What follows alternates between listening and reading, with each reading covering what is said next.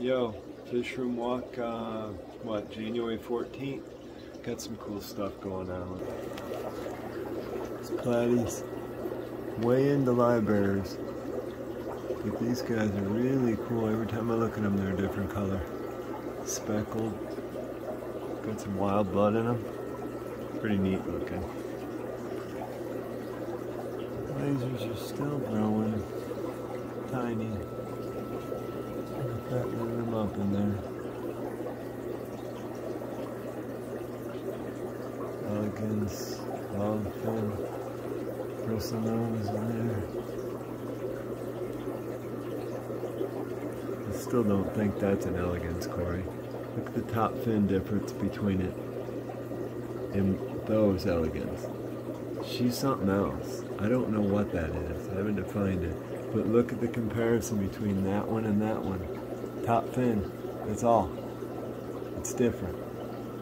That's why they're not breeding. Some Gillies and some swordtail. These are the lyre-tail gene. Really excited about these. Third generation now. Fantastic lyre-tail fins coming up.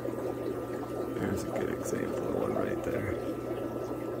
He's gonna be super handsome. Can't wait. 3 months. That's a mess tank. Got some red wags. Poor quality. I'm going to build him up though. That male is first gen now. I just got him raised up. His tail's a little better than his mom, as you can see in the background. Just starting it. Just getting it going. That red wag male keeps jumping in with these kohaku. He leaps over. So I have it open on the top. I've pulled him out 3 times already. So now I'm going to have kohaku with red wag. Got some festivums growing out in a very overpopulated tank. Got 5 skunks, 5 or 6 leopardus, 6 festivums, and 2 dozen guppies in 1 10-gallon, and 4 bristlenose plico. But it's balanced. I mean, it's doing okay. I do water changes at 100% a week. Festivum pair with leopard snakeskin discus that I got from Brandon at World's Underwater. These guys are awesome. Super awesome fish. Can't wait for them to breed. They've already bonded. I bought them as just 2 fish and they totally bonded. Awesome fish. In heavy tannin water, that's why those festivums aren't darting, you see? They're super chill because I put tannins in the water. They aren't scared. Cool pair of red turquoise. Chilling out under some live plants with another pair of festivums. You notice all the stuff on the surface with wood, festivum habitat. Bunch of Maye crossed with Alvarezi swordtails. That's an amazing male there, almost solid red body. Coming from 2 wilds crossed. Pretty amazing swordtail. That genetics is in every one of my swordtails. This tank here. There's a nice picture of a Goldicara pair. And some albino as well as regular Sturbe. And Aspidorus raimunda. I've got about 2 dozen of those in there. Maybe even more. Hop blows are out to say hello. Got 13 4-inch albino spotted hop blows that I grew up from about a ½ an inch long. They're so cool. In a tank with the blue Acara that I'm back crossing that electric blue into because these guys throw terrible genetics, so we're going with blue Acara, which will throw 100% blue Acara. Why would I do that? Because now I'm going to take those babies, cross them together, and I will get a much stronger genetic and hopefully more vibrant color electric blues when I do it. So stay tuned. That'll take me, I don't know, 18 months to get it completed, but certainly not that long to see the byproduct of their babies. And those are incubating over here right now. And I just threw them in an empty tank on a system. They're fine. I only need a few. That's the pair. Okay, where are we going next? I've got a bunch of Ionis Corey albinos with some grow out festies in there. I think I got about a dozen festies. They're about 1 inch now, hanging out in those plants at the surface. And this is one of the leftover females that didn't get paired up, but she's beautiful, I think. She's got great eyes. And there's a golden Carl pair in there hiding. There's the big guy hiding back there. The festive grow out tank, basically. But as you can see, I love live plants running CO2 in it. There, that's a better view of it. This is my Dimeros tank. Also got a 3.5, maybe 4 inch, maybe 5 inch. Pretty big. Red spotted gold Severum. He's not showing much red right now. Let's see if I can get him. He's got some pretty red when he wants to show it. And there's some marbled Hoplocats. I got these at the same time as I got the albinos down below. I've got 5 of these, and they're about 4.5 inches. A couple of angels in growing out. There's a silver that's changing into a gold marble. He's cool. Little marble. You'll see the parents of those in a minute. Sorry for all the glare in here, but these are my blue scorpion. It's a snakeskin crossed with a cobalt. That's what you end up with. That spotted is the scorpion. And this is a cobalt I raised from dime size from a vendor, not to be shared. But she's about 20 months old now. Well, 2 years old, 24 months. But they've got some babies. They're pretty regular, as you can see. Their spawn cycle is about 7 to 8 days.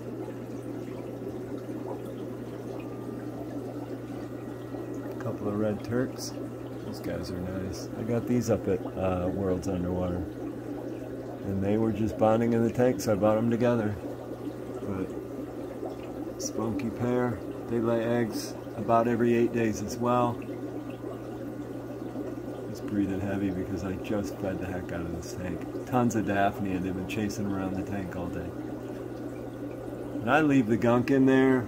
It's just something for them to get under when the light is bothering them. But they lay, finally starting to lay on those slates even. They've been glass layers, but that's my girl. See, they've just bonded really well together. That's a nice couple. So I'll get a batch out of them and then probably find someone wanting to get into discus for them. That's a neat pair. Speaking of pairs, here's my bristlenose. And I'm hoping he's about to let some babies out of there. It's a pair. There's Mamadou. And a couple festy grow outs again. With a ton of Salvinia. I can't even.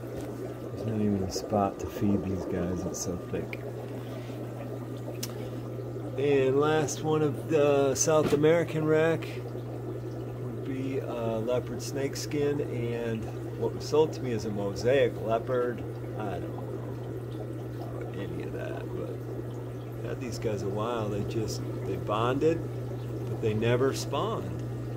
See the top of the eye on that fish? It's kind of weird. So the idea was to get a couple of wilds and back them up off of their genetics into a wild and see like a green for that spotted, that leopard. I think I'd get some nice fish out of it. So they're hanging, they're healthy. They're in with a few Aspidoras, but just chilling out in the bottom rack, bottom tank. Not getting a whole lot of attention, but they're fine. got 20 high rack. Again, I got some of those lyre tail Alvarezi crossed with an orange swordtail that I'm just letting grow out. But these are pretty neat to me. I really like these. So I've got, I think, 2 males and 6 females in them. Just growing them. Nothing special. Gold marbles. These are the parents to those young ones I showed you. And I believe there's still a bunch of fry in here. Free swimming. Yep, they're there. So they'll hang out in there for about 2 weeks and then I'll pull them. And I'll show you how I keep these guys fed and happy, but they're cool. I just put them in here. Kanoi Pareba pair. And that big lip male, I'm hoping to pass on those genetics to a bunch of fish. I really enjoy those. Really neat looking angel. So I can get them on that green slate, I can get some because they keep laying on the glass and then eating. They'll get it. They're young. These are babies I've grown up with mine from a year ago. They're okay. Just getting ready to lay again. Thinking about raising all 3 of these artificial the next time they lay. It's just nebulous steel guppies in there. Feeding some more of my swordtail projects.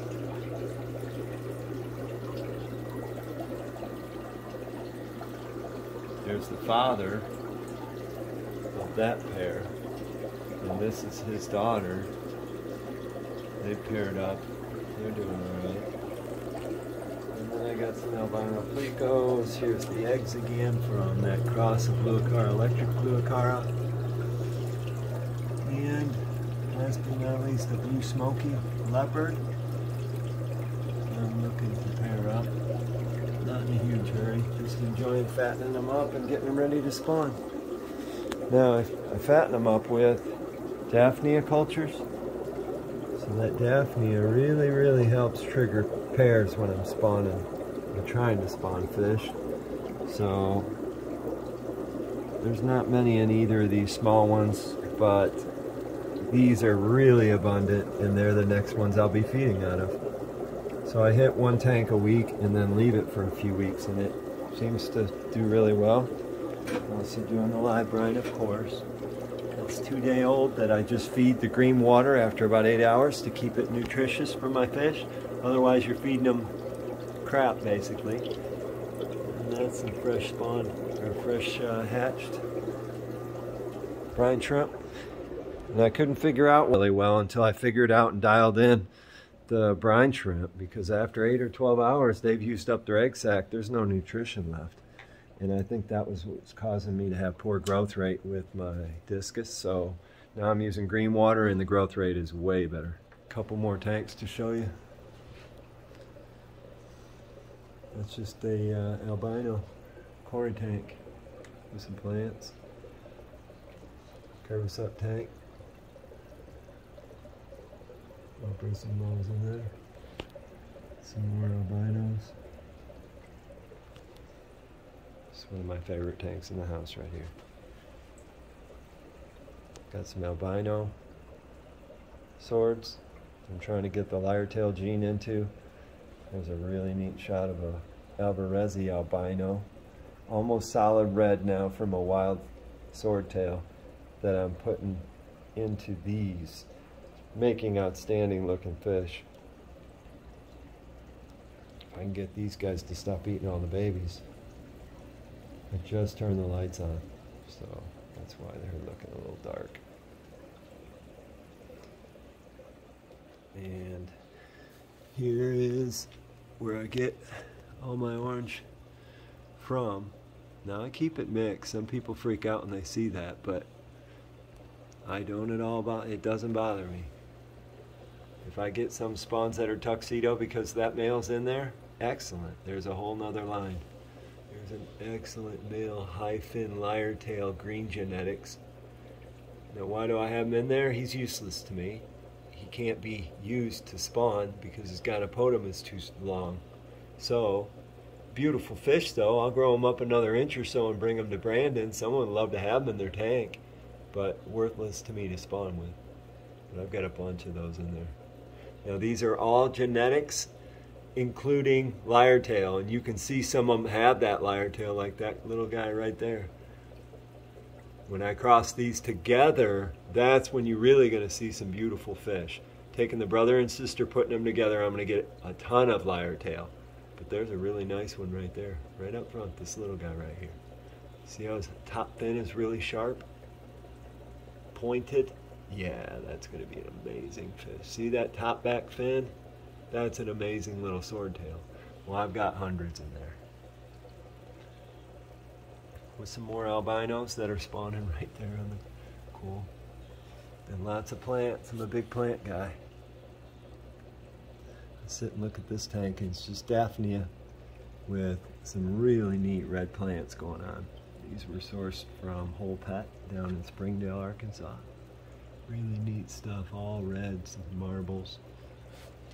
Just Daphnia in there. Now these are like a pineapple or a neon swordtail. High fin lyre tail genetics. They have the same genetics as them, but these are albino and these are not. And look at the male I got from that one. That is amazing. Solid red from the Alvarezi almost, then crossed with that pineapple or neon, whatever you want to call that. That was crossed already with an Alvarezi. You see the red line down the middle of it? Now these make some really neat fish. I call that a green swordtail, but that's old school name. They throw some really beautiful blues on their stomach even.